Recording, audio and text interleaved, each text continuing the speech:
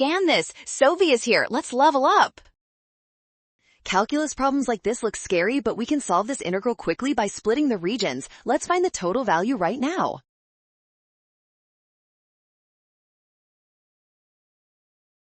First, we integrate the function from 0 to 1. By plugging the limits into our polynomial, we find that this specific section of the graph has a positive value of 5.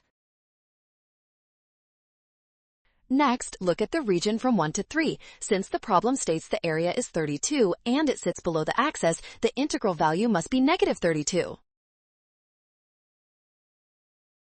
Finally, we add 5 and negative 32 together. This simple addition gives us a total result of negative 27, which perfectly matches our target answer. Well done! Scan the code. You can learn better with Sovi. Watch signs carefully because integrals below the axis are negative. Trust given values.